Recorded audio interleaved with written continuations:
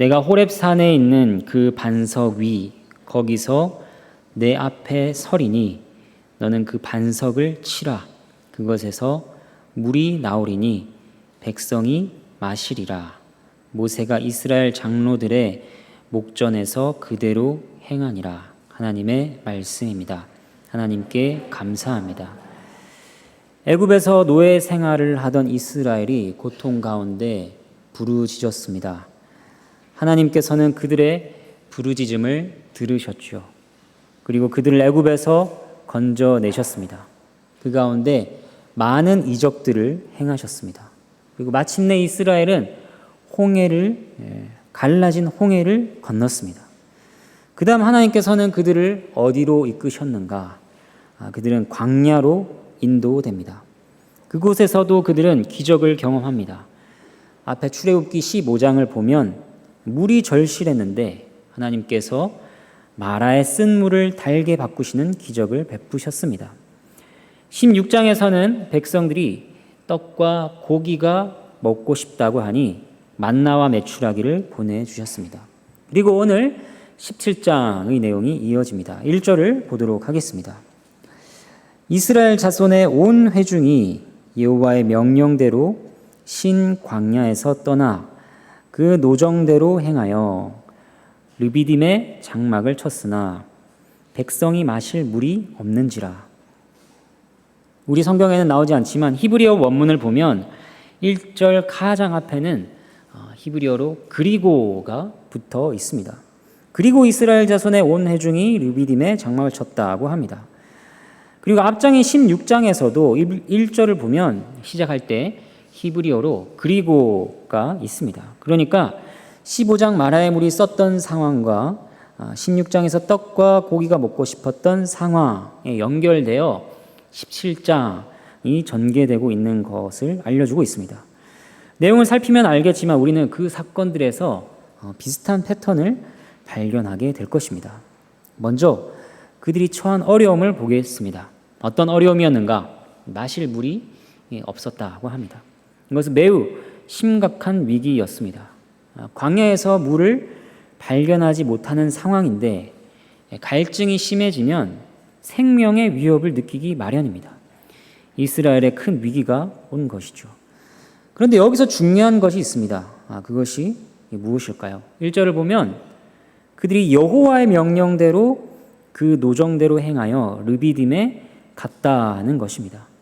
그러니까 이 광야, 이 물 없는 곳에서 갈증을 느끼도록 하신 분이 하나님이시라는 것입니다. 여기서 우리가 교훈으로 받을 것이 있습니다. 첫 번째로는 은혜로 구원받은 신자는 항상 시험을 받는다는 것입니다. 승승장구하며 평탄대로를 걸어갈 것을 생각해서는 안 됩니다. 신자에게 꽃길 같은 것은 없습니다. 하나님의 인도를 받는 자들은 반드시 달갑지 않은 일들과 마주하게 될 것입니다. 그래서 그의 믿음이 지속적인 시험을 받을 것입니다. 이 시험은 추상적이고 이론적인 것이 아닙니다. 믿음이 무엇인지 말해보시오. 이런 시험이 아닙니다. 매우 실제적인 시험입니다. 내게 있는 믿음이 무엇인지 실제로 나타내 보이라는 것입니다. 그리고 이 시험은 또 어떤 시험일까요? 하나님께서 이 땅에 있는 모든 것들로부터 우리를 떼어내려고 하시는 시험입니다. 그래서 물질이나 인간적 도움을 의지함이 없는 곳으로 우리를 이끄십니다. 그렇게 함으로 우리 자신을 그분께 전적으로 던지도록 하는 것입니다. 우리는 이것을 얼마나 더디게 배우는지 모릅니다. 또 얼마나 비참하게, 얼마나 반복해서 실패하는지 모릅니다. 그러나 하나님께서는 그러한 우리를 매우 오래 참으시죠. 두 번째로 하나님께서 그들을 광야로 이끄셨다 하는 것에서 얻을 수 있는 교훈은 이것입니다. 하나님께서는 그들을 이끄셨으니 반드시 또 그들을 도우실 것이라 하는 점입니다. 이것이 이해가 되지 않으면 우리는 광야에 머무는 동안 도무지 하나님을 신뢰할 수 없을 것입니다. 신명기 8장 2절과 3절 말씀을 보도록 하겠습니다. 신명기 8장 2절과 3절 말씀 제가 읽도록 하겠습니다. 신명기 8장 2절 3절 말씀. 내 하나님 여호와께서 이 40년 동안에 내게 광야 길을 걷게 하신 것을 기억하라. 이는 너를 낮추시며 너를 시험하사 내 마음이 어떠한지 그 명령을 지키는지 지키지 않는지 알려 하심이라. 너를 낮추시며 너를 줄이게 하시며 또 너도 알지 못하며 내 조상들도 알지 못하던 만나를 내게 먹이신 것은 사람이 떡으로만 사는 것이 아니요 여호와 입에서 나오는 모든 말씀으로 사는 줄을 내가 알게 하려 하심이니라. 신명기 8장 2절과 3절 이 말씀에는 우리가 살핀 두 가지 교훈이 다 들어 있습니다. 먼저 시험하시려고 광야로 데려가셨다고 합니다. 그래서 어려움을 통해 내 마음이 어떠한지를 드러내겠다고 하십니다. 두 번째로는 먹고 사는 문제가, 사람이 살고 죽는 그 문제가 우리 자신에게 달린 것이 아니라 여호와께 달렸다. 여호와의 말씀으로 너희를 먹이시고 살리신다 하는 것을 알려주려고 광야로 데려가셨다는 것입니다. 하나님이 참으로 너희를 보살피신다는 것을 매우 직접적이고 경험적으로, 체험적으로 가르치시는 것입니다. 그렇기 때문에 우리가 광야에서 목이 마른데 물도 찾을 수 없다 싶은 상황에 놓이면 가장 먼저 기억할 것이 무엇일까요? 하나님께서 친히 우리를 그곳으로 이끄셨다는 것입니다. 그리고 반드시 그분의 말씀으로 우리를 살게 하실 것을 우리는 믿어야 합니다. 그 말씀은 태초에 빛이 있으라 명하시고 모든 것을 창조하신 능력의 말씀입니다. 우리는 보이지 않지만 모든 것을 주관하시면서 그의 자녀들을 붙드시는 하나님의 자비와 능력을 믿어야 합니다. 이스라엘 백성들이 물이 없는 곳에서 하나님을 바라봤을까요?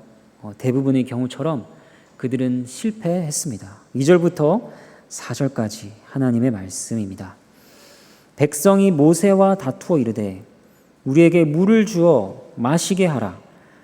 모세가 그들에게 이르되 너희가 어찌하여 나와 다투느냐? 너희가 어찌하여 여호와를 시험하느냐? 거기서 백성이 목이 말라 물을 찾으매 그들이 모세에게 대하여 원망하여 이르되 당신이 어찌하여 우리를 애굽에서 인도해 내어서 우리와 우리 자녀와 우리 가축이 목말라 죽게 하느냐? 모세가 여호와께 부르짖어 이르되 내가 이 백성에게 어떻게 하리이까? 그들이 조금 있으면 내게 돌을 던지겠나이다. 백성의 반응은 다툼과 원망이었습니다. 그들은 화를 내면서 모세를 추궁했습니다. 모세에게 물을 달라고 요구했죠. 모세도 똑같은 사람인데 어떻게 그 문제를 해결할 수 있을까요? 분노에 잠식되면 이렇게 상대에게 말도 안 되는 것을 요구할 때가 있습니다. 그들은 모세를 꾸짖고 정죄했습니다. 증오를 품고 돌로 치려고까지 했습니다. 심지어 이스라엘 백성들은 노예 생활하던 애굽에서 인도해 낸 것조차 원망했습니다. 자신들이 그곳에서 고통스러워하며 건져주시기를 부르짖었던 것은 생각조차 않고 있는 것입니다. 또 그것으로부터 건져주셔서 나타내신 하나님의 자비와 하나님의 능력은 그들의 기억에는 없습니다. 거기에 더해 그들이 범한 죄악은 무엇이었는가? 하나님을 시험했다는 것입니다. 그들은 이러한 상황 속에서 하나님께서 자신들과 함께 계시는가, 계시지 않는가 수군댔습니다. 하나님께서 우리와 함께 하시지 않아서 이렇게 물도 없이 죽어가고 있는 것 아니냐? 하나님께서 우리와 함께 하신다면 어찌 이러한 형편에 처할 수 있냐고 그들은 말했을 것입니다. 이스라엘 백성들의 이러한 모습은 우리를 돌아보게 합니다. 우리도 어려움 가운데 놓이면 애꿎은 사람에게 화풀이를 합니다. 괜히 자녀들에게 화를 내고 친구에게 책임을 떠넘기고 배우자를 못살게 굽니다. 만만한 상대를 골라 분을 푸는 것입니다. 물론 모세는 백성의 지도자로서 그들을 이끌 책임이 있었습니다. 백성들은 그들의 어려움에 대해 모세에게 하소연할 수 있었습니다. 우리도 그런 식으로 상대방에게 하소연할 수 있지 않냐고 말할지 모릅니다. 하지만 하소연하는 것과 다투며 원망하는 것은 다른 것이죠. 게다가 어려움 가운데서 우리가 잘 하는 말은 무엇입니까? 하나님께서 정말 살아계시나요? 정말 나와 함께 하시나요? 나를 사랑하신다면 어째서 나에게 이따위 일을 허락하십니까? 이러한 말들을 합니다. 과격한 표현과 비유에 용서를 구합니다. 그러나 우리가 종종 그럴 때가 있다는 것입니다. 마치 피구석에 하나님을 세워두고는 하나님께 권리나 의무와 같은 것을 따져가며 해명을 요구하는 것처럼 굴 때가 있는 것입니다. 어떻게 감히 하나님께 그렇게 할 수 있나요? 라고 하는 이들은 그렇게 하지 않지만, 입 밖으로 감히 말은 내뱉지 않지만, 또 생각에서도 부정적인 것들을 쫓아내려고는 하지만 하나님을 사랑하고 경배하는 자세는 전보다 더 소극적이게 되는 경우도 있습니다. 고통 가운데 어떠한 모습으로 나타나든 그것은 이스라엘의 모습과 크게 다르지 않습니다. 이것은 우리의 비참함입니다. 작은 구름 조각 하나조차 하나님을 바라보는 우리의 눈을 가리기에는 충분한 것이죠. 하나님을 불신하는 마음의 성향이 한결같습니다. 하나님 외에 다른 것을 구합니다. 전능하고 지혜로우며 은혜로우신 하나님을 붙드는 것보다는 거미줄같이 얇은 인간적 도움을 의지합니다. 이것은 물이 없어서 목이 마른 것보다 더 비참한 일입니다. 너희는 가만히 있어 내가 하나님됨을 알지어다 라고 하시는데도 하나님의 하나님 되심을 보지 못하는 것입니다. 이스라엘로 인해 모세는 하나님께 부르짖었고 그에 대한 하나님의 응답을 보도록 하겠습니다. 5절 말씀입니다. 여호와께서 모세에게 이르시되 백성 앞을 지나서 이스라엘 장로들을 데리고 나일강을 치던 내 지팡이를 손에 잡고 가라. 여기서 모세에게 세 가지의 지시가 주어지고 있습니다. 하나는 백성 앞을 지나가라는 것입니다. 이 말은 백성들 사이를 통과하여 지나간다는 것입니다. 분노에 찬 백성들은 자신들 사이로 지나가는 모세를 주목했을 것입니다. 그리고 두 번째로는 장로들을 데리고 가라고 하십니다. 각 지파의 지도자들이 모였습니다. 이것은 무엇이냐? 앞으로 있을 일이 무엇인지 모르지만 그것에 대해 장로들이 백성들의 대표로서 그것을 확인하고 증언하는 역할을 해야 한다는 것입니다. 반대로 백성들은 장로들에게 이 일에 대해 듣고 배우고 가르침을 받아야 할 것입니다. 또 세 번째가 특별히 중요한데 그것은 지팡이를 손에 잡고 가라는 것입니다. 그런데 그 지팡이가 어떤 지팡이냐? 보통 지팡이가 아닙니다. 나일강을 치던 지팡이입니다. 예전에 애굽에 있을 때 바로와 그의 신하들이 눈앞에서 그 지팡이로 나일강을 치니 물이 다 피로 변했습니다. 그러니까 이 지팡이는 능력의 지팡이이면서 동시에 애굽을 치실 때, 애굽을 때릴 때 사용하셨던 지팡이입니다.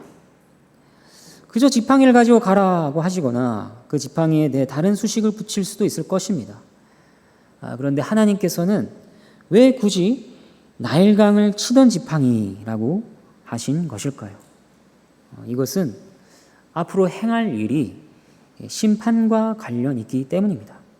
심판을 상징하는 지팡이를 들고 모세를 죽이려고 하고 원망하며 하나님을 시험한 그들을 가로질러 가도록 명하신 것입니다.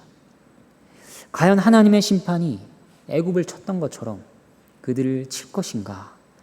그러나 이어지는 내용은 매우 의외의 장면을 보여줍니다. 6절 하나님의 말씀입니다. 내가 호렙산에 있는 그 반석 위 거기서 내 앞에 서리니 너는 그 반석을 치라. 그것에서 물이 나오리니 백성이 마시리라. 모세가 이스라엘 장로들의 목전에서 그대로 행하니라. 원문의 앞을 직역하면 이렇습니다. 보라, 내가 내 앞에 설 것이다. 호렙에 있는 그 반석 위에서. 그리고 다음 말씀은 더 놀랍습니다. 그 반석을 치라. 그러면 물이 나올 것이다. 백성들이 마실 것이라. 이 말씀은 단순히 지팡이로 반석을 쳤더니 물이 나왔고 그것을 마셔서 백성들이 겨우 살았다 하는 이야기가 아닙니다. 그 지팡이는 심판의 지팡이였고 그 반석은 하나님께서 서신 반석이었습니다.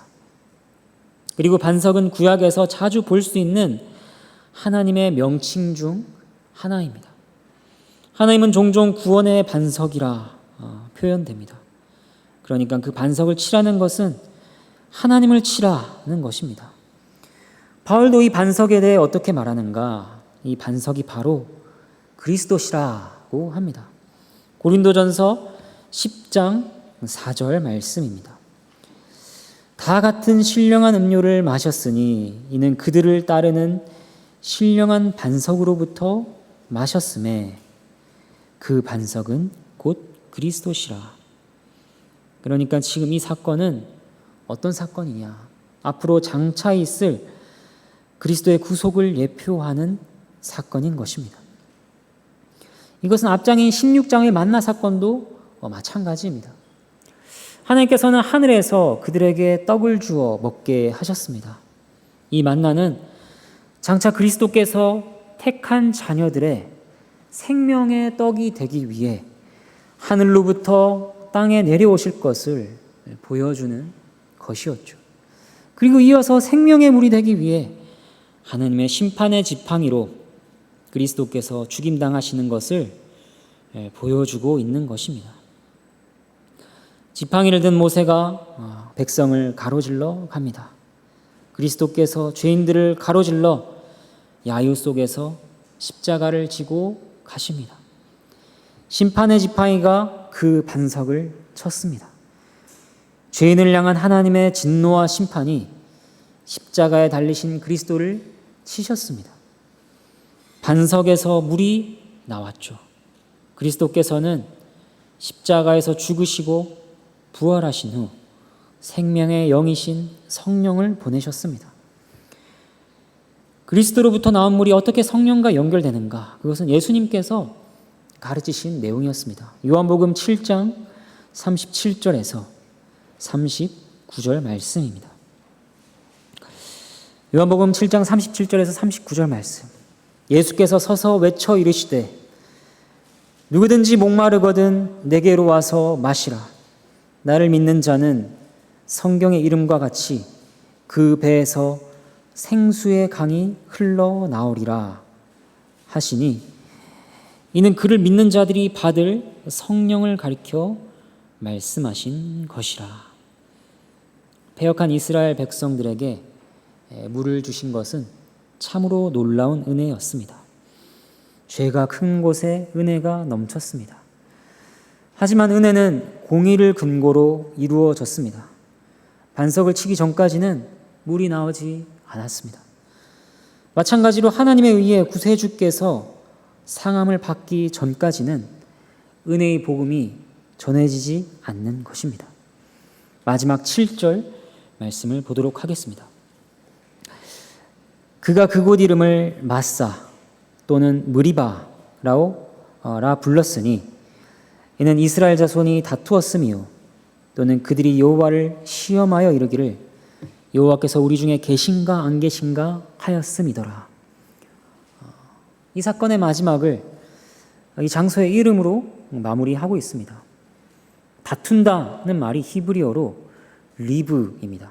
여기에 무를 붙여서 무리바가 되었습니다. 시험한다는 말은 히브리어로 나사입니다. 여기에 무를 붙여서 무나사, 마사가 되었습니다. 왜 모세는 이곳의 이름을 다른 이름이 아니라 다툰 곳, 시험했던 곳이라고 했을까요? 목말라 죽을 뻔했던 곳, 또는 반석에서 물이 나왔던 곳, 지팡이로 물을 냈던 곳, 그렇게 이름을 붙여도 되지 않았을까요? 하지만 모세는 그들이 지은 죄를 장소의 이름으로 정했습니다. 정확한 이유는 나오지 않지만 그렇게 한 것은 그들이 다투고 시험했던 것을 부각시키기 위해서일 것입니다. 그래서 백성들이 자신들의 잘못을 정직하게 인정하도록, 또 그것이 끔찍한 것이었음을 각인시키는 것입니다. 그들이 패역과 반역을 저질렀음을 그 땅 자체가 외치도록 했다고 할 수 있습니다. 우리에게 십자가는 그러한 것입니다. 십자가는 보통 하나님의 사랑이 얼마나 큰 것인가를 알려주는 상징으로서 우리에게 전해집니다. 그러나 다른 측면에서 그것은 또한 우리의 죄가 얼마나 큰지를 알려주는 것이기도 합니다. 하나님의 아들이 죽음으로 값을 치르지 않고는 도무지 해결할 수 없는 큰 죄를 지었음을 알려주는 것이 십자가인 것입니다. 이제 말씀과 적용을 정리하도록 하겠습니다. 하나님께서 이스라엘 백성을 물 없는 광야에서 갈증을 겪도록 하셨습니다. 신자도 인생을 살아가면서 때론 동일하게 죽을 것 같은 고난으로 이끌림을 받을 때가 있습니다. 그곳에서 하나님께서는 우리에게 물으십니다. 너희 믿음이 어디 있느냐? 네가 나의 사랑과 능력을 참으로 믿느냐? 그 가운데 우리가 할 수 있는 것은 부르짖는 것입니다. 불평과 원망이 아닙니다. 하나님을 의심함이 아닙니다. 하나님께서 하나님 되심을 나타내실 때까지 하나님을 믿고 기다려야 하는 것입니다. 믿음이 없으면 믿음을 달라고 기도해야 하고, 그러한 간구조차 나오지 않는다면 그러한 간구를 할 수 있게 해달라고 또한 도우심을 구하는 수밖에 없습니다. 우리는 하나님께서 살아계시고 우리와 함께 하심을 믿어야 합니다. 그가 이끄셨으니 보살피시고 도우시는 것 역시 그분께서 이루실 것을 믿어야 합니다. 다음으로 우리는 목마른 백성들을 위해 하나님께서 행하신 일을 살폈습니다. 패역한 백성들에게 물을 주시기 위해 반석을 치라 하는 것은 장차 그리스도를 통하여 이루실 구속에 대한 예표였습니다. 이사야는 이것을 좀 더 구체적으로 우리에게 이렇게 전해줍니다. 이사야서 53장 4절 5절 말씀입니다. 그는 실로 우리의 질고를 지고 우리의 슬픔을 당하였거늘 우리는 생각하기를 그는 징벌을 받아 하나님께 맞으며 고난을 당한다 하였노라. 그가 찔림은 우리의 허물 때문이요 그가 상함은 우리의 죄악 때문이라. 그가 징계를 받음으로 우리는 평화를 누리고 그가 채찍에 맞음으로 우리는 나음을 받았도다. 하나님의 자녀로 부름받았지만 불평하고 원망하고 의심하며 하나님을 시험하는 모습을 나타낼 때가 얼마나 많은지 모릅니다. 이것은 단편적인 모습들입니다. 그 외에 하나님을 대적하는 죄악의 종류들이 얼마나 많습니까? 거짓, 미움, 시기, 질투, 나태, 음란, 교만 등 수많은 모습으로 하나님을 거스르며 우리는 살아갑니다. 이렇게 매번 죄인됨을 드러내는 우리의 인생 속에서 무슨 위로가 있을까요? 애굽을 치던 지팡이로 이스라엘을 치셔야 마땅한데 그러지 않으시고 대신 저주와 심판을 받으신 그리스도 말고는 없는 것입니다. 오늘도 여전히 하나님께서는 우리에게 말씀하십니다. 너희의 갈증을 가지고 나에게 나아오라. 너희의 죄악을 가지고 나아오라. 그 깨진 반석에서 나오는 물로 그리스도로부터 나오는 생명과 의로 너희를 적시고 오늘도 살아가라 말씀하십니다. 그리고 우리는 광야로 인도하신 것과 반석에서 물을 내신 것이 별개의 사건이 아니라는 것을 또한 기억해야 합니다. 둘은 이어져 있습니다. 이것에서 얻는 교훈이 무엇입니까? 인생의 고난에도 십자가가 답이라는 것입니다. 십자가를 바라보라는 것입니다. 자기 자신의 죄로 인해 십자가를 붙들어야 하지만 인생 가운데 있는 이해되지 않는 고난에도 십자가가 답이라는 것입니다. 너무 괴로운데 그 가운데에서 그렇지, 주님께서 날 위해 죽으셨지. 나 같은 죄인을 살리기 위해 십자가에서 죽으셨지. 주님께서 날 위해 죽으셨지. 참으로 놀라운 은혜를 베푸셨지. 그 십자가면 충분한 것입니다. 그 십자가를 바라봄이 우리에게 힘과 위로가 되는 것입니다. 십자가엔 참으로 놀라운 그분의 능력과 사랑이 담겨 있습니다. 그 누구도 감당하지 못할 하나님의 진노와 심판을 감당하시는 능력이요, 죽는다고 하더라도 결코 그 자녀를 잃지 않으시겠다는 의지가 담긴 사랑입니다. 그러므로 우리가 은혜의 십자가를 붙들 때 담대하게 하나님 앞에 나아갈 수 있으며 그분과 교제하며 동행할 수 있는 것이죠. 물론 그 십자가 앞에서 우리는 감사와 더불어 항상 겸손해야 할 것입니다. 십자가 앞에서는 누가 더 잘났고 누가 더 못났고가 없습니다. 다 하나님의 아들이 죽으셔야 할 정도의 죄인들밖에 없습니다. 다투고 시험하는 자들을 위해 내가 앞에 서겠다. 그 반석 위에 서 있겠다. 그 반석을 쳐서 물을 내고 그들을 마시게 하라. 그렇게 말씀하시는 하나님께 모든 영광을 올려드리며 사랑과 감사를 고백하는 우리 모두가 되기를 바랍니다. 함께 찬양하도록 하겠습니다.